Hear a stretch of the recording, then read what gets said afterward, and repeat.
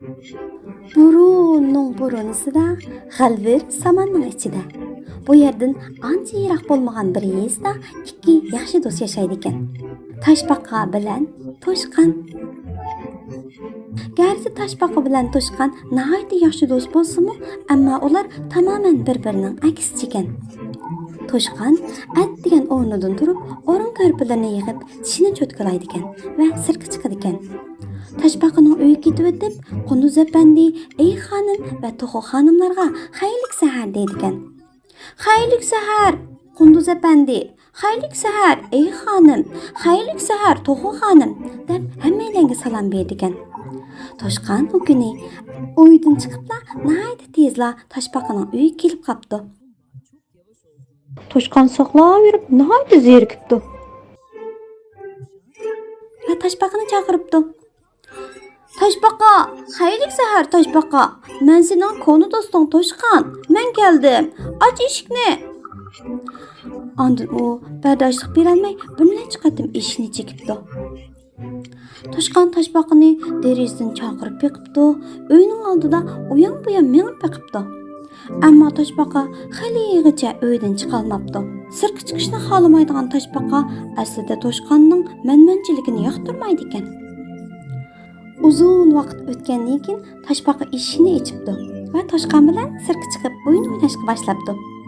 Garchi Toshbaqa osti bo'lsa-mu, u hamisha shaxmat, mukim-mukilang, kaltak o'yini, damka va marmar o'yinlarda Toshqanni utib oldi ekan. Toshqan buningdan bak beorom bo'ldi ekan. Men hamma ishni tez qilaman, ammo Toshbaqa har o'yinda meni yengib oladi.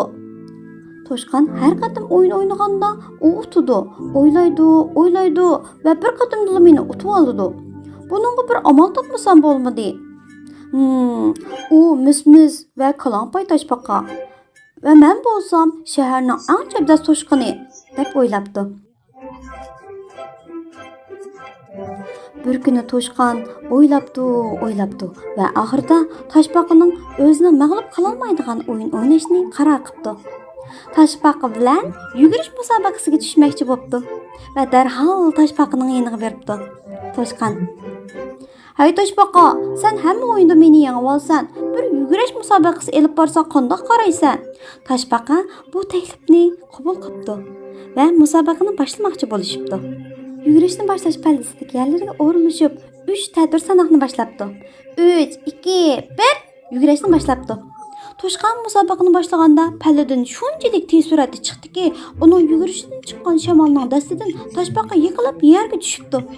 Toshbaqa amdi o'rnidan turgan bo'lsa, Toshqan yugurib yarim yo'lni besib bo'lay debdi. Toshqan o'ziga bak ishnibdi. Oxirgi pallaga oz qolganda yo'lda ey xonimni uchirib qopdi. Toshqan: "Yaxshimisiz? Siz yordamga muhtoj o'xshaysiz.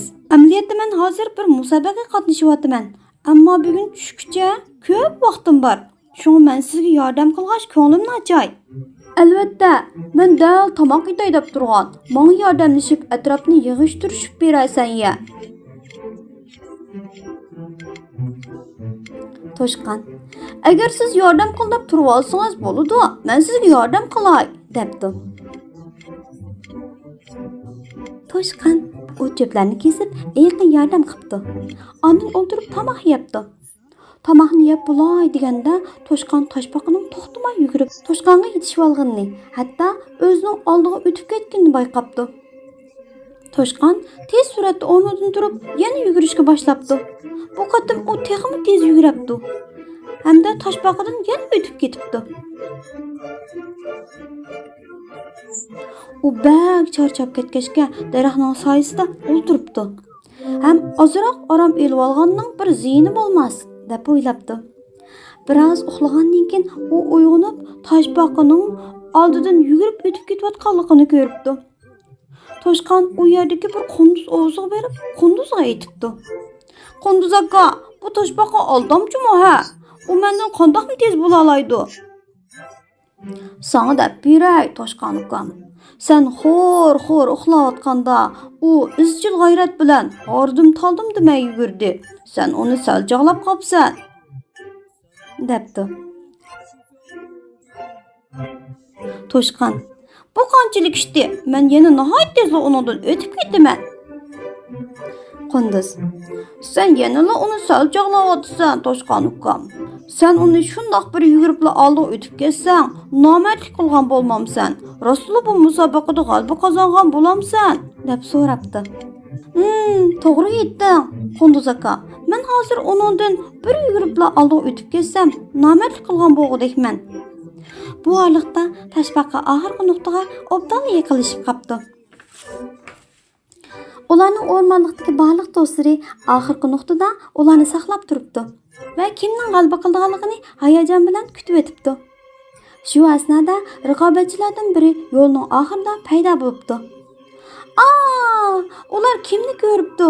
Bu kelgan bizning mismis Toshbaqa emasmi? Ammo Toshqonning soyisimi ko'rindigandek emas. Toshbaqa shu oston holida yuguribdi. Ondan oxirgi palladan o'tib birinchi bo'libdi. Keyin, "Hey, qarang, bu Toshbaqa ekan." U do'sturga yuqori ovozda shunday debdi. "Kim?" debdi To'g'u hayron bo'lib. Bu Toshbaqa ekan", debdi Yilan hayronlik bilan. Toshbaqa o'z-o'zidan faxrlangan holda, "Shundoq, men oxirgi pallaga yetib keldim", deb javob beribdi. Tomoshabinlar Toshbaqani tabriklash turibdi. Toshqon butun kuchi bilan yugurguncha yo'lning ushida paydo bo'libdi. Yugurib taylab ketgan Toshqon oxirgi pallaga kelib Toshbaqaning yanida turib, Toshbaqaga: "Tabriklayman, Toshbaqa do'stim. Mendan tez kelding. Tabriklayman", debdi. Toshbaqa: "Yo'q, men sendan tez emas. Buni hammalar biladi.